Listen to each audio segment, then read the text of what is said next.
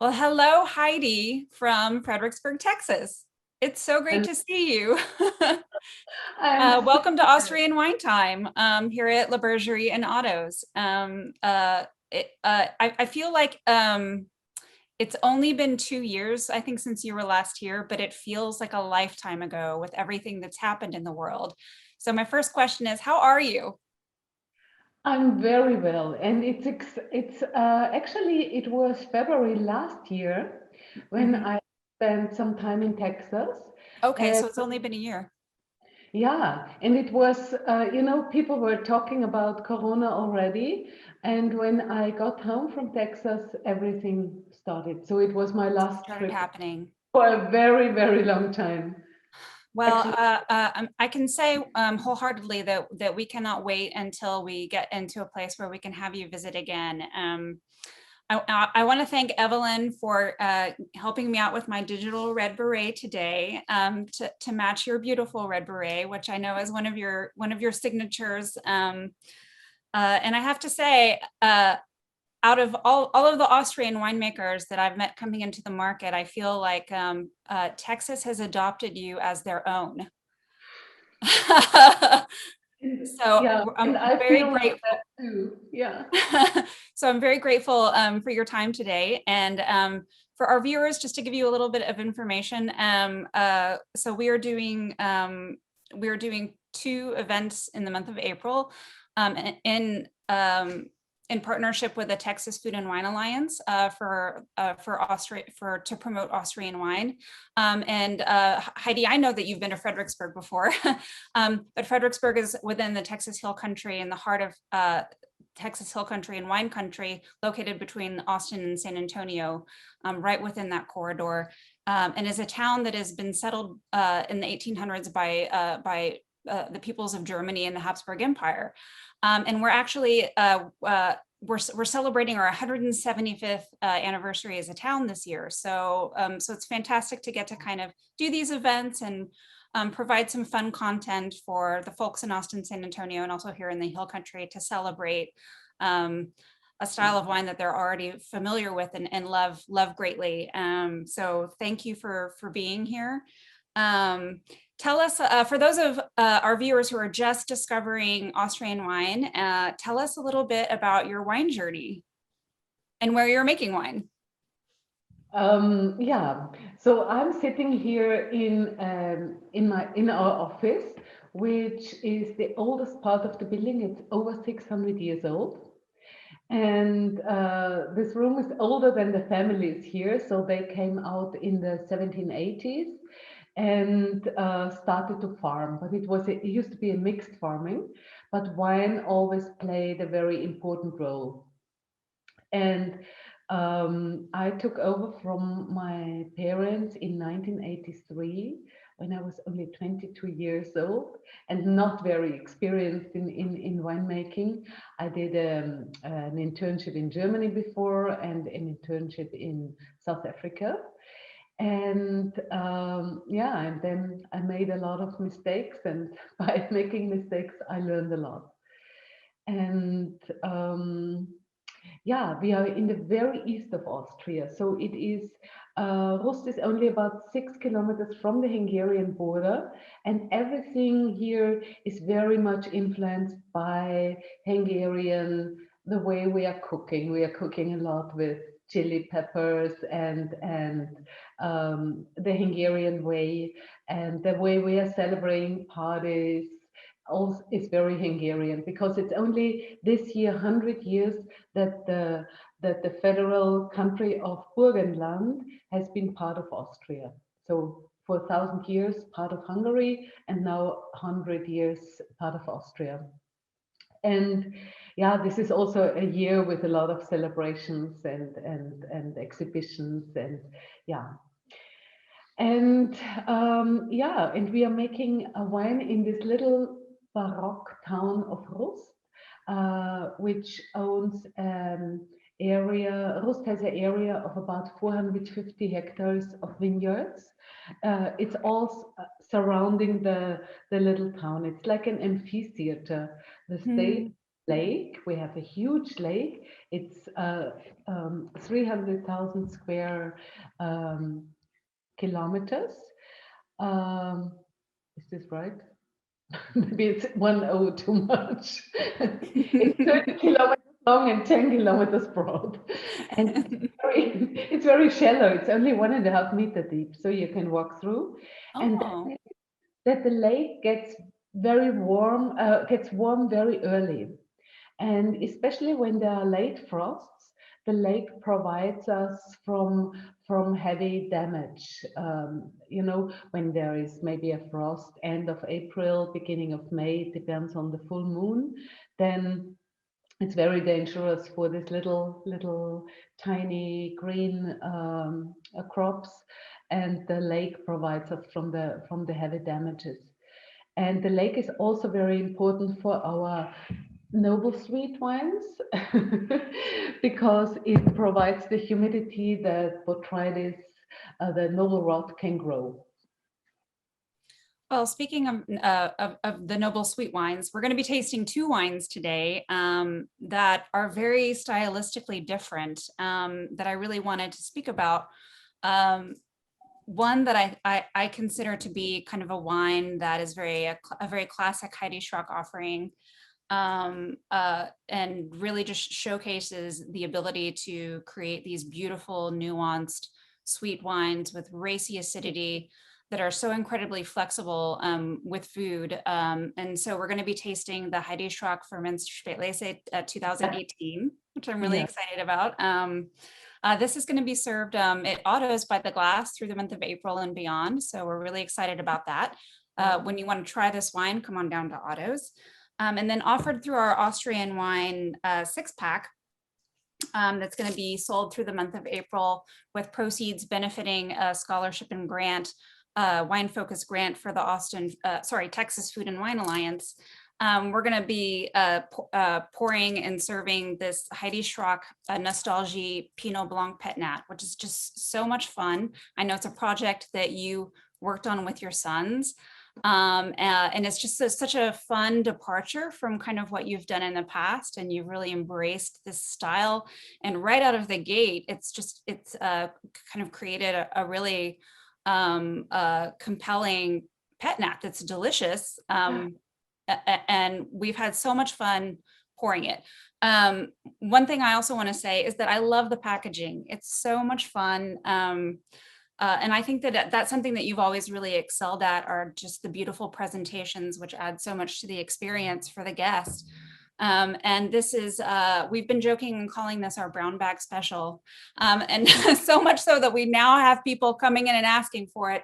But it's just this lovely printed, playful brown bag with a label tied with twine at the top and crown capped. And tell me a little bit about the conception of this Pinot Blanc Pet-Nat, and how you worked with your sons to kind of create this wine from start to finish. Yeah.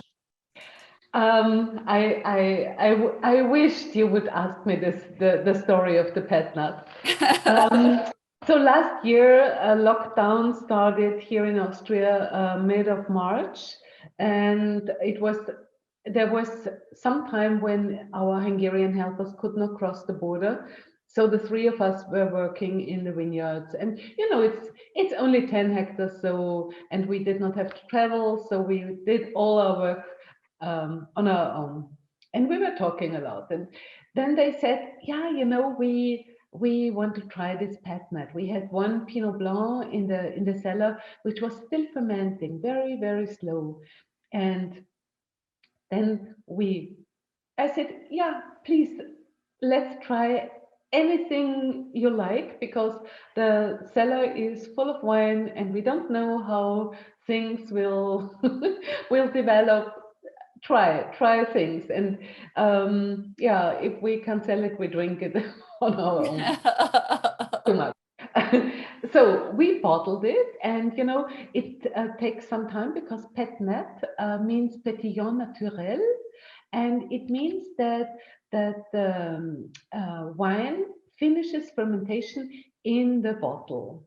like champagne, but the difference to champagne is that it's much faster and that the yeast stays in the bottle. So it's a little bit cloudy, the wine, and yeah. And by July, the wine finished fermentation. We always tried one bottle and looked if the sugar was already fermented. And I remember the day so very well. It was my one holiday, and I was cycling with a friend around the lake. You know, we borrowed e-bikes because it's always windy here, and with an e-bike, it's so much easier and it's so much fun. And we were crossing around the lake, and suddenly my phone rang, and I heard it, and I saw it was Gabe Clary from New York calling, and he was asking me something, and I said, really? The phone call was almost finished, and I said, you know what, Gabe, we have a Pet-Nat. And there was this little piece of silence, and then he said, how many? How many do we have? Which is what you always want to hear from an importer. Yeah. And I said, Ed, I don't know exactly the boys, and let's continue talking when I'm home, back home. And we cycled, we rushed home, and then we talked again. And he said, yes, you know, we want it all. We want it all, but it has to be prepared, finished until next Wednesday. So it was a Friday that day. Paula, we had no labels. We did not know how the bottle will look like, no packaging. So I phoned my graphic designer that night and I said, please, Manuela, leave everything what you are doing, leave it. Design a label for us. An emergency, Pet-Nat Yes. emergency. Yeah, and another friend of mine, she's American and she lives in Austria, and she is also wine grower in Lower Austria. And I said, Nancy, you have to please to translate the text. I made the text very quickly. You know, we wanted to refer to our great grandfather, who in the 20s. He when a wine, you know, started to ferment in the bottle again, he had little labels. It looked quite like this one, and it was called a natural sparkling. And natürlicher Sekt in German. And you know, whenever a wine started to ferment, he took the label and chuck, he had a champagne. And then, yeah, he made a champagne for his family. And then, and my one son, Georg, who is very much responsible for the whole project, he went on holidays with his little family, with little Anton and Milena.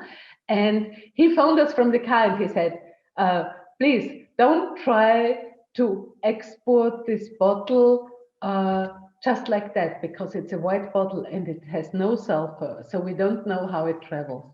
You have to wrap it. And then, God thanks, we had this wonderful paper at home and we wrapped every single bottle. And so everything was printed overnight, translated overnight. And then I found an old friend of mine. She, you know, when we were in our 20s, we used to go out a lot and drink a lot of gin tonic. And I said, Marina, we have to do a night shift tonight. we pour each other gin tonics. And there will be gin and tonics, I promise. And we made a night shift, you know, with wrapping and putting all these little things on it, and the two labels, the inside label with the story. And it was so much fun. And, you know, at 12 o'clock noon, we were finished, and at 2 o'clock, the truck came to pick it up. Amazing.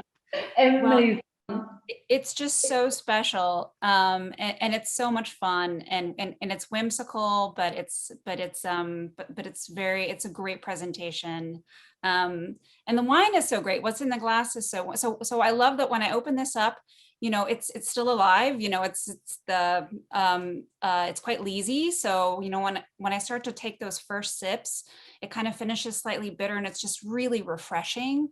And then as it sits in the glass, the bubble gets softer, and then all of the fruit just blossoms. And so it's kind of a fun bottle to just, it changes so much while you're drinking it, that it's kind of it's an experience. It's so much fun. And it's fun to get to see our guests have that experience as well. Often kind of swing by the table, and they'll be kind of like looking at the glass and going back to it and talking. And so it's just a really fantastic Pet-Nat effort. So thank you so much for staying up all night drinking gin and tonics, making this happen for us. Are you already pouring it?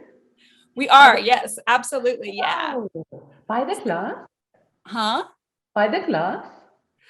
So right now, it's offered by the bottle, both at Otto's and at La Bergerie, and we're going to start pouring it by the glass as well at Otto's. So because we're responsible, I have to say, for taking a lot of Pet-Nat from Texas. I think we with this kind of closures, this bottle, I think it was opened 5 days ago. And it's still bubbling. Yeah. Fantastic. Yeah. I love it. Moving on to another beautifully made wine but again, I think is so classically Heidi Schröck, is the 2018 Furmint Spätlese. Can you tell us a little bit about this wine? Yeah. First, maybe we talk about the Furmint, which is a unique grape, indigenous grape with a lot of history. And it's maybe one of the oldest grapes. And I heard a speech from Jose Villamos. He's the one who wrote the book Grapes with Frances Robinson. So he's really, one of the most well-known grape specialists. And he said that Furmint, together with some other grapes, are one of the really the basic grapes. How do we say the Urtraube? Like a noble grape. The parents of all the grapes. Right. Yeah. And for me, Furmint is, together with Riesling and Chardonnay, one of the classic white wine grapes, European white wine grapes. And it originally came from Friuli in the dowry of a princess of Formentini. And she brought it in the 11th century to her new home in Hungary. And she, from her family name Formentini, the Furmint came from. And it found its home especially in Tokaj in Hungary, and also on some other smaller places like Rust, by example. And Rust for a very long time was the only source for Furmint. Furmint in the old days was also called the Riesling of the East, because it has beautiful acidity, and when it's very young, when it's just fermented and you smell it, it has very, very many similarities with Riesling. And when it gets older, it also it has similarities to Riesling. So and we always try to make two styles of Furmint. First, we pick the fresh grapes for the dry Furmint, which is also a very interesting wine. And then we wait until botrytis comes, and then we try to make whatever comes. So this, in 18 it was a Spätlese, in 19 we even could pick an Auslese. Sometimes we get even an Ausbruch, but this is very seldom. And Spätlese is, we are speaking of the sweet wine pyramid. So the lowest, the first step, not the lowest, the first step of the pyramid is Spätlese. It's the entry into the sweet wine world. And then comes Auslese, Beerenauslese, and Trockenbeerenauslese, which is called Rusterausbruch in Rust, as you know, Paula. And Spätlese does not does not need botrytis cinerea. This one has got, but Spätlese from the word, it only means that it's late harvest, that it's late picked. Um, and if it has a little botrytis, it's okay. And yeah, and this Furmint has this beautiful exotic nose, a little bit from the botrytis, you know, like freshly baked cake or freshly baked bread. These are the typical aromas of botrytis. I always think kind of the honey and ginger with Yes, botrytis, but this is onion. so complex, and I'm also getting like kind of a little anisette kind of Anise. thing happening, and just it's just full of exotic spices. And then on the palate, there's again, there's sweetness, but then so much acidity that it's incredibly balanced, and then it's just the length that just goes on and on and on. Yeah. It's really elegant and really beautiful. Um, can you talk to me a little bit about the pairing of these wines? Because it's something you and I have discussed before about kind of really thinking Yeah. outside the box and how to utilize these wines at the table. I love some of the suggestions that you've Yeah. had, and I actually love that the labels are kind of designed with some little helpful hints about where this wine might take you on your food and pairing journey as well. Yeah. It's really beautiful. At a point, I think it was in 2014, we decided to to try these new labels, these labels, to make food suggestions for sweet wine, because many people told me that they don't drink sweet wine because at the end of a meal, sweet wine and sweet dessert, that's too much. And then we thought, okay, but people know how to match sweet wines with blue cheese, with salty cheese. People know the foie gras thing, you know, with sweet wine, which matches very well. And then we changed our kitchen in a lab, in a food lab.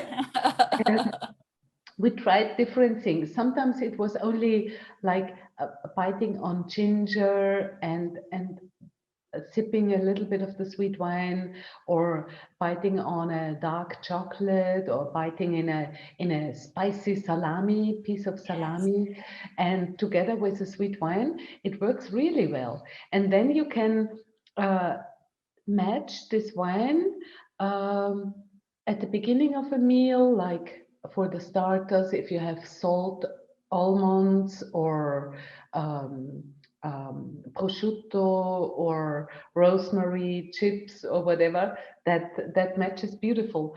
And here on this label, we have the suggestion of goat cheese, you know, goat cheese, which is in an ash skin.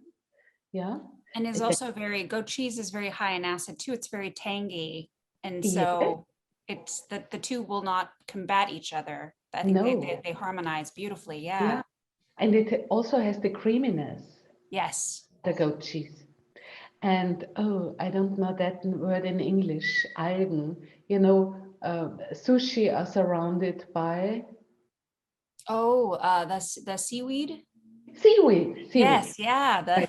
Or I guess Seaweed. that would be called nori in Nori. Yeah, yes, yeah, yeah. yeah, yeah. And you can also have it not only in a sushi, but you can also have it pure, which works really well. Then fish, which I mean mainly the fish from our lake, which is a catfish, and our fishermen, they smoke it very gently, and it's beautiful. Mm. Uh, you can have it with a little salad, or you can have it with cream cheese, which is seasoned with lime, Mm. grated lime, a little bit of lime juice. You know, the acidity of the lime juice, the creaminess, and the saltiness and the smokiness of the fish works really beautiful, because Furmint sometimes has this little bit of smokiness. Hmm. Hmm.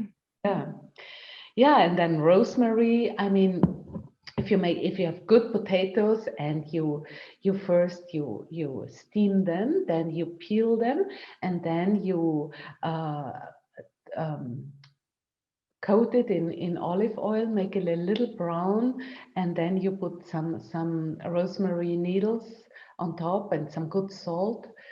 And this with a glass of sweet wine, that's a perfect dinner. I'm wondering if you can hear my stomach growling through Yes. the Zoom. One of each. Delightful. Thank you so Super. much. What do you think the biggest misconceptions are about Austrian wine? What is a misconception? What do you think that maybe something that people think about Austrian wine that isn't actually correct? Maybe what people think about Austrian wine is that we have Riesling and Grüne Veltliner, all of us. And the only two varieties I really don't have is Riesling and Grüne Veltliner, which is in times of export, it was not always easy because, we have anything but.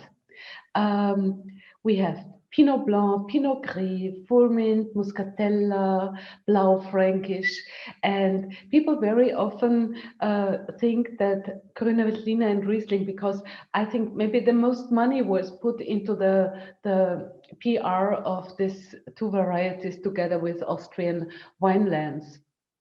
And but it's nice to talk about all the other grapes. So really, if you don't explore the region as a whole and what it has to offer, you're really missing out, because there is so much diversity in what's being offered and what's available now in the market, and which is, it continues to grow and expand. And it's so exciting to see this category just really blossom, especially here in the Texas market, where the wines are so appropriate to drink with any time of year, honestly. And this is why I love so much to travel to the markets, and like I did it with David. We went to High Street Wine and all these different wine shops all over, and you can explain it, and then it's so much easier for people to understand what we are doing here in this last corner of the country. So as I mentioned before, Texas has really claimed you as their own, and I actually had an opportunity to be in Central Market South in the Austin market recently, and I know Andy Christensen, the gentleman who heads up the department there, which is just a fantastic place to purchase wine. But he has a woman working for him named Taj Reed, and I wanted to give her a shout out because she has curated the most beautiful Women in Wine display that has gone up this month, and you are one of the featured winemakers, and it's this beautiful big display. And of course, we've always fallen in love with and featured your wines here on all of our lists. And I guess my question for you is, what do you like best about Texas? This is so many. I think maybe it is the big heart.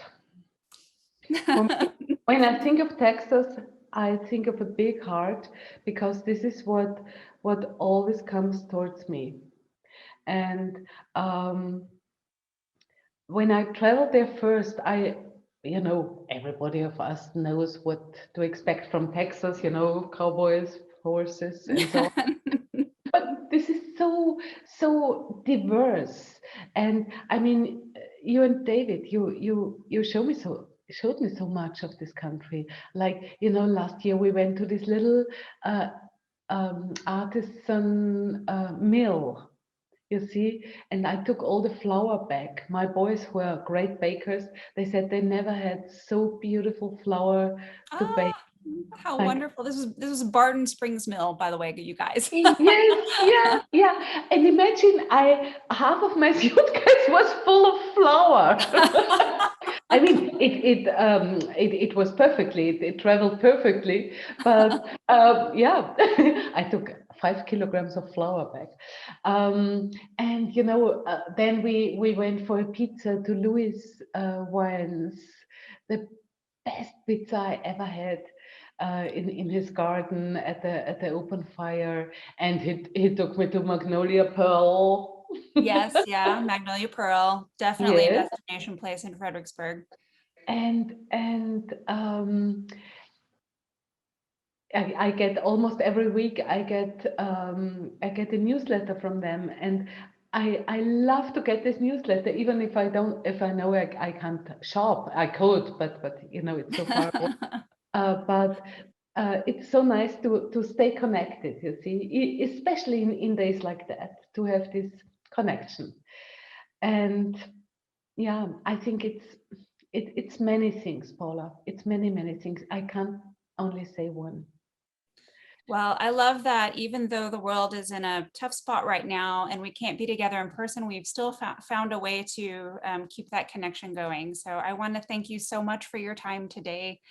And I want to just wrap up and say, again, if you have not had the wines of Heidi Schröck, you absolutely are missing out on one of the hands down best producers and most beloved producers in all of Austria. And we're going to be offering in the 6-pack at La Bergerie, the Heidi Schröck Nostalgie Pinot Blanc Pet-Nat, delicious. Proceeds from the 6-pack, we're going to be donating some of those proceeds to a wine-focused grant scholarship that will be offered at the end of the year through the Texas Food and Wine Alliance, who are one of our partners for this promotion. And also huge shout out and thank you to Wines of Austria, to the Austrian Wine Council for their great support in this event. And by the glass through the month of April and beyond, you're going to be able to have at Otto's the Heidi Schröck 2018 Furmint Spätlese, which you absolutely must try with a myriad of our dishes. Heidi, thank you again so much for your time. It's always just does my heart so much good to be able to connect with you, and have a great night. And you've gotten my morning off to a great start here in Texas. So thank you. Oh, just a small question. How is the weather now like in Texas? Well, this is the crazy thing about Texas, is that we can have an ice storm that we have not seen for 100 years. Yeah. And then it will be in 70 degrees and 2 days later. So it is full on spring here. We might get another frost, but we're having gorgeous days that kind of begin around 55 degrees Fahrenheit and maybe go up to like the 80s. Life is renewed. Wow. So it was quite a struggle, and we're still kind of coming back from it, but it's just the sun is shining and it's beautiful here in Texas Hill Country. I think the snow melt's going to make for fantastic bluebonnets this year. Yeah. And there were so many good things going on in Texas that you got connected so much, you know, giving coffee to all the helpers for free and giving soups, and you were really cooperating very well. Well, this is a great community that really all looks out for each other here. And I think that really speaks to kind of the heart of Texas in general, because I know that I was seeing that happen in all the cities. We're making incredible efforts, especially people who had food to give and who had kitchens that were still working, just really getting busy to feed people that didn't have power and water. So made us all very, very proud, even though it was a really challenging time that you know we're still kind of coming out of. But it's thank you. Very kind. We're all in it together, all across the world. Oh, well, have a great night, Heidi. Thank you so much. Thank you so much, Paula. I'll be back. Yes, you must. Bye-bye. Bye.